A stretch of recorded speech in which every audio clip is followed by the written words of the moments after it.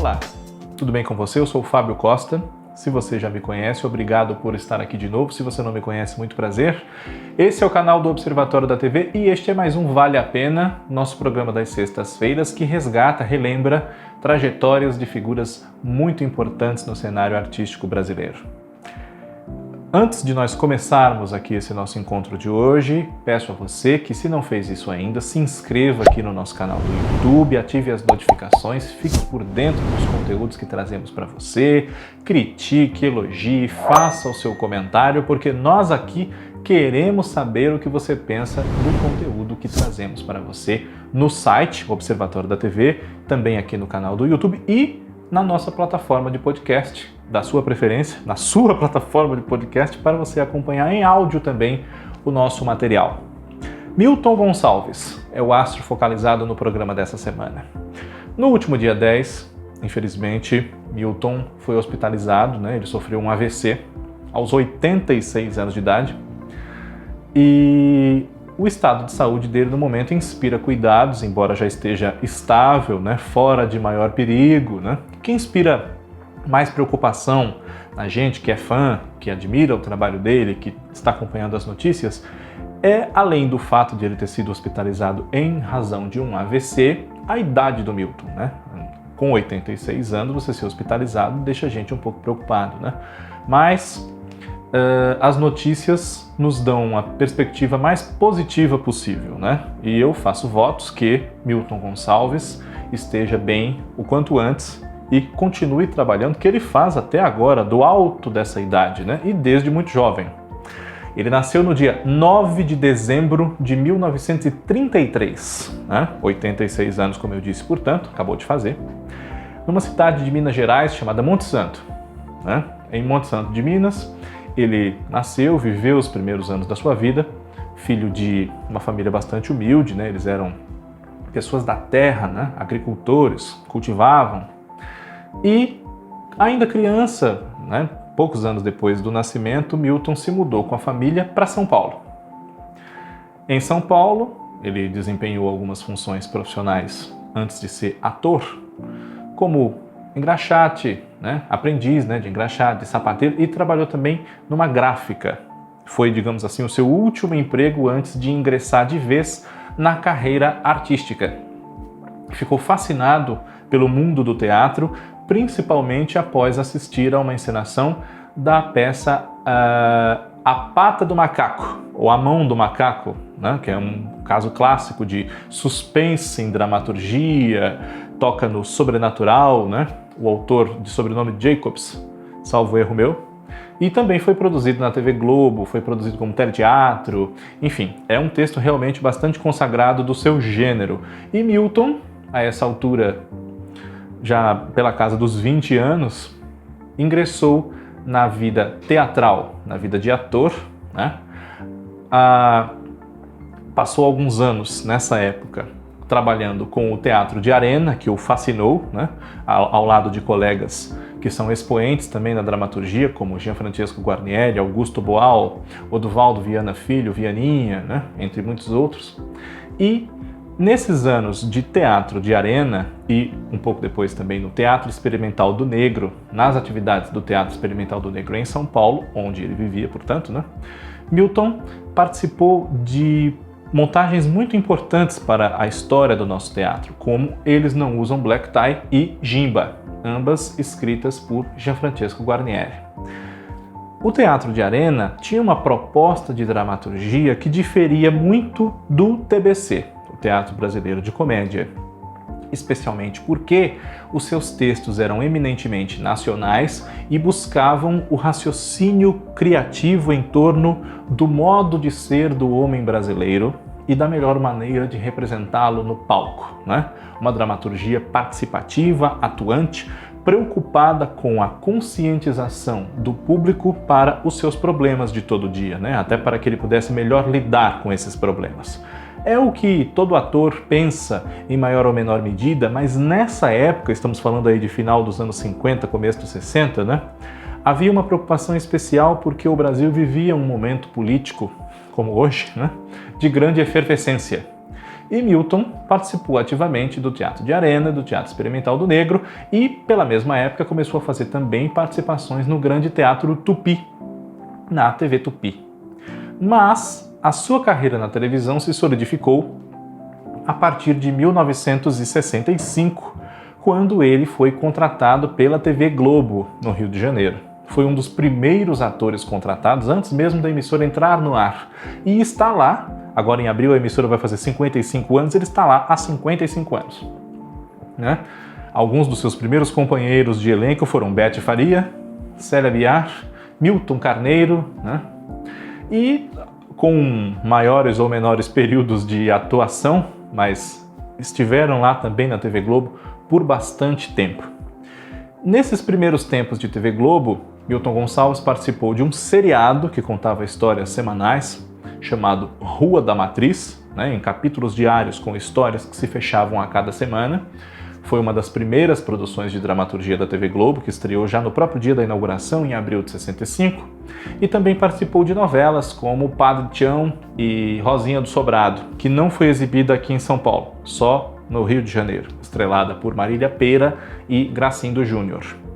Esses projetos tinham participação efetiva do diretor Otávio da Graça Mello, que foi um dos responsáveis pela ida de Milton para a TV Globo, né? Conhecia o trabalho dele de teatro, também da própria televisão, enfim. Ainda na década de 60, Milton Gonçalves participou na TV Globo de programas de humor, como Balança Mas Não Cai e TV0 TV1, ou TVO TV1, né? Existe trechos preservados de recriações já do TVO ou TV0 TV1, que era de Agildo Ribeiro e Paulo Silvino, né? E em 1969, Milton Gonçalves poderia ter sido, mas não foi, protagonista da novela A Cabana do Pai Tomás, inspirada no romance norte-americano, né, de Harriet Beecher Stowe, adaptada inicialmente por Edir Maia. Milton Gonçalves não foi favorável, como era de se esperar de alguém com a posição política e ideológica do Milton, que sempre foi um homem de esquerda, um homem preocupado com as questões sociais, com a desigualdade que é imensa no Brasil, enfim, né? Sempre foi uma figura consciente, né? Também dos problemas do racismo e da necessidade da representatividade do negro na dramaturgia e na sociedade em geral, né? Milton foi uma das vozes que se levantaram contra a escalação de um ator branco, que era Sérgio Cardoso, para o papel do Pai Tomás, que era um escravo negro, né? Que não só ele, Milton, como qualquer outro ator negro deveria ser convidado para interpretar esse personagem, não um ator branco fazendo blackface, colocando rolhas no nariz para que as narinas se alargassem, né? Por exemplo. Milton manteve sua posição de ser contrário à presença de Sérgio à frente daquela história naquele papel, colocou seu emprego em risco, ele mesmo reconheceu isso num depoimento a Joelzito Araújo, no seu documentário A Negação do Brasil. Se você não conhece esse documentário, assista, porque vale a pena, vai clarear a sua mente para muitas questões para as quais talvez você não tenha se atentado quanto à presença do negro na nossa teledramaturgia, ou a falta dela, né? Assista. Leia também o livro de Joelzito Araújo, que tem esse mesmo nome, A Negação do Brasil. Milton temeu perder o seu emprego na TV Globo, não perdeu, esteve próximo, né? Quem salvou a sua pele nessa ocasião, vamos dizer assim, foi Walter Clark, que disse que justamente demitir um ator negro por se posicionar contra um ator branco fazendo um personagem negro só ia assinar o recibo de racismo, de preconceito da parte da empresa, o que não deixa de ser verdade, né? E, a partir daí, não só a sua carreira na TV Globo continuou, como ela evoluiu, melhorou, com Milton passando também a diretor, além de ator, em diversos trabalhos. A lista de trabalhos desse homem, só na TV, em 55 anos, é muito extensa, né? Nós poderíamos ficar aqui falando horas, não só por serem muitos desempenhos, mas por serem eles, em geral, muito bons, porque Milton Gonçalves, sem nenhum favor, sem nenhum exagero, é um dos maiores atores brasileiros, né? Em 1970, sua primeira direção na TV Globo foi na novela Irmãos Coragem, de Janete Claire, que ele também participava como ator no papel do Brás Canoeiro, que era um grande amigo do protagonista, do mocinho da história, que era o João Coragem, personagem do Tarcísio Meira, né? Por volta da metade da novela, Daniel Filho, que foi o diretor que a implantou e conduziu até aí, passou a bola para o Milton, que então acumulou seu papel na novela com as atribuições de diretor. E os dois tinham ali como diretor de TV Reinaldo Buri, né? Essa trinca conduziu ali a novela, Milton na liderança dos trabalhos após a saída de Daniel. Também dirigiu a novela seguinte, do horário das 8 da TV Globo, O Homem que Deve Morrer, igualmente de Janete Claire, como Irmãos Coragem, e foi um dos diretores da novela que entrou no lugar em 1972, Selva de Pedra, em sua versão original, com Regina Duarte e Francisco Coco, né?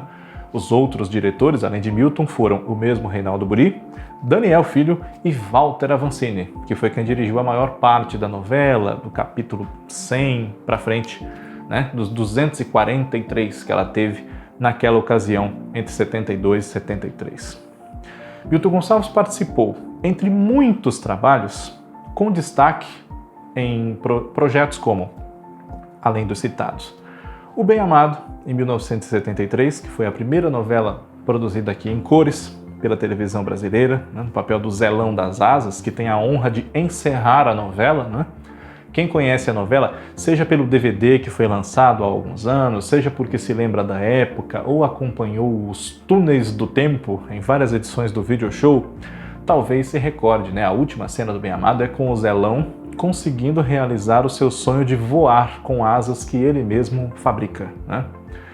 E quando estão todos ali na expectativa de ver, quem sabe, o Zelão se espatifar no chão ao pular da torre da igreja, a imagem da novela, que era colorida, fica em preto e branco, e passamos a ouvir então a voz de Mário Lago, que narrou esse encerramento da novela, dizendo assim: aqui a nossa história para, e o que se sabe daí para frente é de se ouvir contar. O Zelão sai voando, de fato, um efeito até muito avançado para aquela época, e Mário Lago encerra a história com uma imagem do Milton na tela dizendo que Zelão voou, e se você não acredita, é um homem sem fé. Procure no YouTube, se você nunca viu ou não lembra mais. É uma cena muito bonita. E, além de O Bem Amado, na sequência vieram O Espigão, Pecado Capital, né? A série Carga Pesada, que Milton fez como diretor, né? Também atuou num episódio ou outro, salvo engano meu, né? Baila Comigo, de Manuel Carlos, em 1981, no papel do Otto, muito simpático, consertava ali diversas coisas, vivia desses pequenos biscates de concertos de objetos, né? Era o padrasto do Caê, o Lauro Corona, e a Mira, a Lídia Brondi, né? Esposo da Letícia, Beatriz Lira, que fazia doces para vender e tal, né? Tinha uma relação muito boa de pai realmente com esses dois meninos que não eram filhos dele, né? É um casal interracial que não causou tanta celeuma quanto poderia causar se eles fossem de classes sociais diferentes, né? Mas essa é outra história. Milton também participou de Araponga, de Felicidade, de Tenda dos Milagres, Roque Santeiro nas suas duas versões, a censurada e a que efetivamente foi ao ar, as duas versões de Sim a Moça no papel histórico do Pai José, em 1986 e em 2006, aparição essa, né, de 2006, que rendeu a ele, embora num capítulo só da novela, só o primeiro, né, rendeu a ele uma indicação ao Emmy Internacional. E ele, com isso, foi convidado a apresentar uma das categorias da premiação em 2007, né? Foi o primeiro ator brasileiro, primeiro brasileiro até, se eu não estou errado, que foi apresentador de uma das categorias do Emmy. Concorreu, infelizmente não ganhou, mas já é um grande avanço, né? Porque com premiações internacionais privilegiando tanto indústrias como a norte-americana, profissionais latinos serem indicados já é uma grande vitória, né? Mas também não devemos nos conformar só com a indicação, né? Merecemos a vitória, muitas vezes, mais do que aqueles que são laureados com ela. Pois bem, diversos outros trabalhos em participações ligeiras ou efetivas durante a novela toda, né? Eu Prometo, Cambalacho, também Por Amor, História de Amor, e novelas mais recentes, né? Como a que ele fez por último, agora mais recentemente, entre 2018 e comecinho de 2019, O Tempo Não Para, também Pega Pega, Chiquinha Gonzaga, né? São muitos trabalhos ao longo de uma carreira de 55 anos só na TV Globo, fora o que ele fez antes, que infelizmente não há registro, pelo menos não em vídeo, por uma série de motivos, né? Mas Milton Gonçalves, embora nos últimos dias aí tenha passado por esse problema, né, um AVC, deu um susto em muita gente, né? Milton Gonçalves merece ser lembrado em vida, como nós estamos fazendo aqui hoje, como já fizemos com diversos outros nomes históricos da nossa TV, né? Só que ele não fez só história na televisão e continua fazendo. Fez também no cinema, né? Participou de filmes muito importantes, né? Dezenas de filmes. O homem nunca parou de trabalhar, é uma coisa impressionante, né? E alguns desses filmes são Carandiru, O Beijo da Mulher-Aranha, A Rainha Diaba,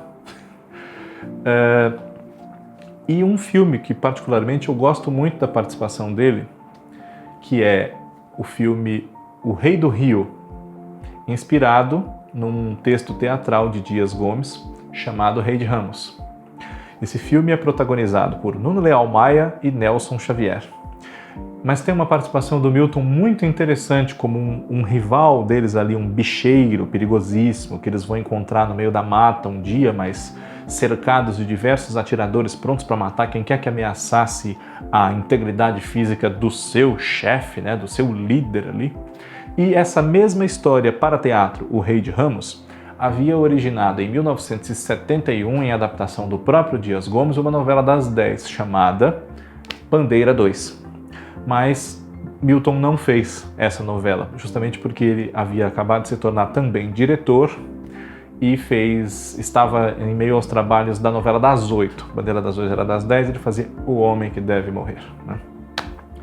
O Observatório da TV, através aqui de mim, Fábio, né, e todos nós, desejamos que Milton Gonçalves se restabeleça o mais prontamente possível e continue emprestando ao Brasil e ao mundo o brilhantismo do seu grande talento. É uma figura extremamente respeitável, admirável, que nós temos aqui orgulho e satisfação de homenagear no Vale a Pena. Um grande abraço a todos, até o nosso próximo encontro. Tchau, tchau.